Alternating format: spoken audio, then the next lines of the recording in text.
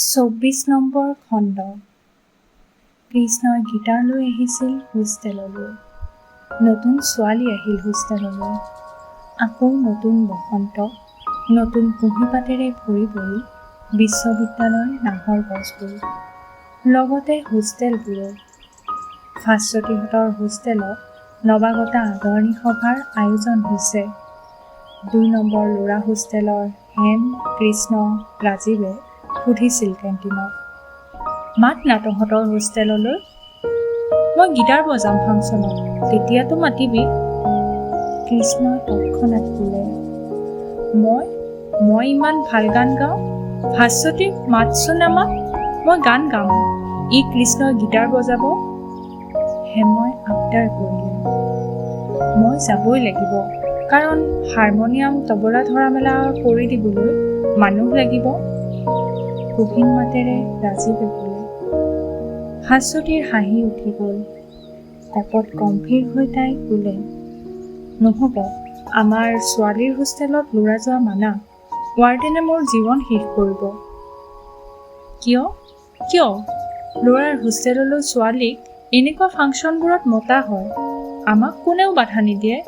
কথাটো একেটাই, ছোৱালীৰ হোষ্টেললৈ ল'ৰা যোৱা, ল'ৰাৰ হোষ্টেললৈ ছোৱালী যোৱা। হেমই চকীৰ পৰা থিয় হৈ উঠি ক'লে। কৃষ্ণই চিঙাৰা এটাত একামোৰ মাৰি চোবাই চোবাই অস্ফুট মাতেৰে ক'লে, হেই, এইডাল মনে মনে বহি থাক। হেম বহি পৰিল। কৃষ্ণই গহীন মাতেৰে ক'লে, কালচাৰেল প্ৰগ্ৰেম ঠিক কৰিছ তই, ভাবিছা, আমাৰ মোটামুটি নাম হৈ গৈছে ভাল আৰ্টিষ্ট বুলি, নামাতিলে তহঁতৰ লোকচান। তহঁতৰ যিকেইজনীহে আছে গান গোৱা, তবলা, হাৰমনিয়াম, চিন্থেচাইজাৰ, গীটাৰ এইবোৰ নোহোৱাকৈ যিটো ফাংচন হ'ব বুজিলোঁ আৰু। নগ'লেহে পাৰিছোঁ এনেকুৱা ফাংচনলৈ, মোৰ শুনিয়ে বমি আহিব খুলিছে। কৃষ্ণৰ অভিব্যক্তিত ভাস্বতী হাঁহিত বাগৰি পৰিলে। হ'ব, যাবি তহঁত। কৃষ্ণই বাঁহী বজাইছিল গোপিনীৰ মাজত, তই গীটাৰ বজাই শুনাবি গৈ। পিছে তোৰ গীটাৰ শুনি নতুন ছোৱালীবোৰ তোৰ পিছে পিছে গুচি যাব খুজিলে কি কৰিবি?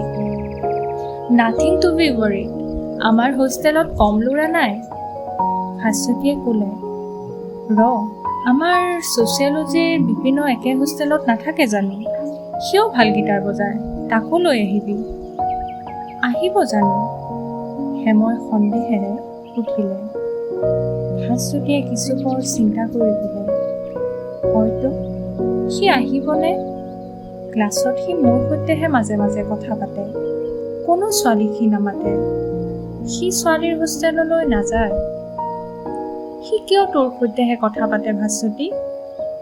কৃষ্ণই চাহত চুমুক দি সুধিলে। চিম্পল, ভাস্বতীক সি লগৰ ল'ৰা বুলি ভাবে, নহ'লে ইৰ এনে কি বিশেষ গুণ আছে যে ক্লাছত অতবোৰ ছোৱালীৰ মাজত তাইকহে বিচাৰি ল'লে কথা পাতিবলৈ? দেখিবলৈতো ধুনীয়া নহয়েই, ফেচি। ঐ হেম, কথা বেয়া হ'ব কিন্তু, তই নাহিবি আজি।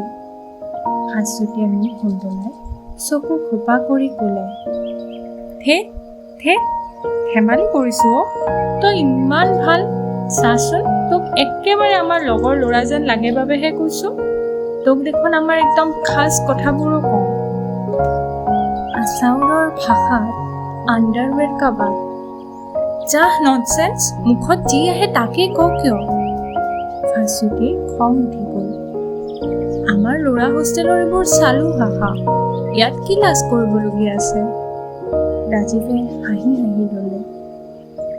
ইমান অসভ্যনে তহঁত? থ ভাস্বতী, তহঁতৰ কথাও জনা আছে, বুজিছ? কাহিনী এটা কওঁ। সিদিনা মই আৰু লগৰ দুটামান ডিপাৰ্টমেণ্টৰ বাহিৰত সৰুকৈ কিবা কথা এটা পাতি হাঁহিলোঁ। হঠাৎ আমাৰ লগত উৰ্মি আহি ক'লে, তহঁত ইমান অসভ্যনে? আমি অবাক, এইৰ আকৌ কি হ'ল? মই সুধিলোঁ, কিয় অসভ্য বুলি ক'লি? উৰ্মিয়ে ক'লে, তহঁতে এইদৰে কথা পাতি হহা দেখি মই শিল্পাক সুধিলোঁ, এই ল'ৰাবোৰে কি কথা পাতেনো নিজৰ ভিতৰত? শিল্পাই ক'লে, আমি ছোৱালীবোৰে পতা কথাবোৰেই পাতে। মোৰ কাণবোৰ গৰম হৈ গ'ল। তহঁত ইমান অসভ্যনে? শিল্পাই ক'লে।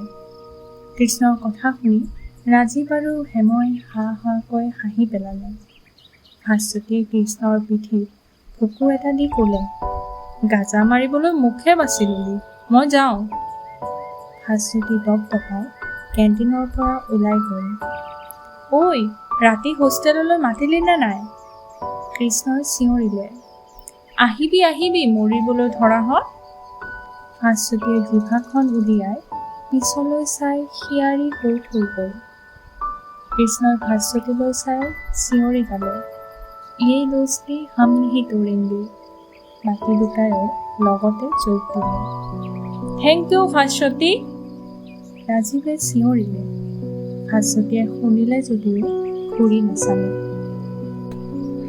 কৃষ্ণই গীটাৰ লৈ আহিছিল, লগত ২ নম্বৰ ল'ৰাৰ হোষ্টেলৰ প্ৰায় 10টামান ল'ৰা। তবলা, হাৰমনিয়াম আৰু চিন্থেচাইজাৰ ভাড়াত অনা হ'ল। আচৰিত কথা, ছোৱালীৰ সৈতে কথা নপতা বিপিন আহিল এই দলটোৰ মাজত। ভাস্বতীয়ে হোষ্টেলৰ ছোৱালীবোৰক সাৱধান কৰি থৈছিল, ল'ৰাবোৰক যাতে সুযোগ পায় কোনেও অপ্ৰস্তুত নকৰে। আটাইতকৈ উৎপতীয়া ছোৱালীকেইজনীয়েও ভাস্বতীক কথা দিছিল, তই নিশ্চিন্ত থাক, সন্ধিয়াৰ অতিথি সাক্ষাৎ দামোদৰ, আমি সেৱা শুশ্ৰূষাৰ ত্ৰুটি নকৰোঁ। বিশিষ্ট অতিথি হিচাপে উপস্থিত হ'লহি বিশ্ববিদ্যালয়ৰ শিক্ষক ডক্টৰ প্ৰহ্লাদ কুমাৰ বৰুৱা, ডক্টৰ নগেন শইকীয়া। ডিব্ৰু বিশ্ববিদ্যালয়ৰ প্ৰত্যেক বিভাগতে অতি কমেও এজনকৈ হ'লেও জনপ্ৰিয় শিক্ষক শিক্ষয়িত্ৰী আছে। ভাস্বতীহঁতে হোষ্টেলত অলপতে প্ৰস্তাৱ এটাই গ্ৰহণ কৰি পেলাইছিল। প্ৰস্তাৱটো প্ৰথমে অসমীয়া বিভাগৰ ছাত্ৰী বীণাই উত্থাপন কৰিছিল ডাইনিং হলত। ভূতত্ত্ব বিভাগৰ অধ্যাপক ডক্টৰ সুশীল গোস্বামীক জাহ্নু বৰুৱাৰ ছবিৰ অভিনেতা হিচাপে দেখি অভিনয়ত মুগ্ধ হৈ বীণা গদগদ হৈ পৰিল। তাই এফালৰ পৰা কৈ গ'ল, চাচোন, সমাজশাস্ত্ৰ বিভাগৰ অধ্যাপক গীতিকাৰ সুৰকাৰ প্ৰশান্ত বৰদলৈ, যাৰ গীত অসমৰ জনপ্ৰিয় শিল্পী প্ৰত্যেকৰে কণ্ঠত পুৱাই গীতিমালিকাত ৰেডিঅ'ত শুনো, বোলছবিত শুনো। সমাজশাস্ত্ৰ বিভাগৰ ডক্টৰ বীৰেন বৰঠাকুৰ আকৌ সাংস্কৃতিক কৰ্মী, গীতিকাৰ, সাংবাদিকো। ইংৰাজী আৰু অসমীয়া বিভাগৰ ডক্টৰ লীলা গগৈ, ডক্টৰ নগেন শইকীয়া, ডক্টৰ প্ৰহ্লাদ বৰুৱা, কৰবী ডেকা হাজৰিকা, ডক্টৰ কেশৱানন্দ দেৱ গোস্বামী। অসমৰ ভাষা সাহিত্য এওঁলোকৰ নাম নোলোৱাকৈ সম্পূৰ্ণ হ'বনে? এখেতসকল কেৱল অধ্যাপক জানো? একেধাৰে কবি, গল্পকাৰ, চিন্তাবিদ, ঔপন্যাসিক সকলো। একেখন বিশ্ববিদ্যালয়তে অসমৰ স্বনামধন্য সাহিত্যিক, অভিনেতা, সুৰকাৰ, গীতিকাৰ, সাংস্কৃতিক সংগঠক সকলোৰে সমাহাৰ বৰ কম দেখা যায়। এবাৰ সকলোকে লৈ এটা অনুষ্ঠান কৰিব লাগে, কিন্তু সেইদিনা তেওঁলোক বিশ্ববিদ্যালয়ৰ অধ্যাপক অধ্যাপিকা হৈ থাকিব নোৱাৰিব। এজন অভিনেতা, এজন গায়ক, এজন গল্পকাৰ, এজন কবি হৈ আমাৰ মাজত থাকিব। ভাস্বতী, আমাৰ হোষ্টেলত এনেকুৱা অনুষ্ঠান এটা পাতছোঁ। বীণাৰ এই অভিনৱ প্ৰস্তাৱক সকলোৱে হাত চাপৰি বজাই সমৰ্থন দিছিল। ভাস্বতীৰো প্ৰস্তাৱটো মনঃপূত হৈছিল, কিন্তু নানা অসুবিধাত এনে অনুষ্ঠান পাতিব পৰা হোৱা নাছিল হোষ্টেলত। ভাস্বতীয়ে মনে মনে এনে এটা অনুষ্ঠান পতাৰ কথা ভাবি প্ৰত্যেক বিভাগৰ অধ্যাপকসকলৰ এখন তালিকা প্ৰস্তুত কৰি বিস্ময় মানিছিল। বহু নীৰৱ অধ্যাপক অধ্যাপিকাই একোটা বেলেগ বিষয়ত পাৰদৰ্শী।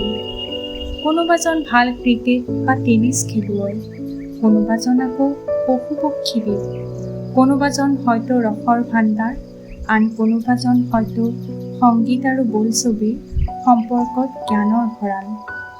ভাস্বতীয়ে কেমিষ্ট্ৰি বিভাগৰ এজন অধ্যাপকৰ ঘৰত নিজে অঁকা তেল আৰু পানীৰ ৰঙৰ ছবি চাই অবাক হৈ গৈছিল। আজিলৈ ইমানেই, ধন্যবাদ।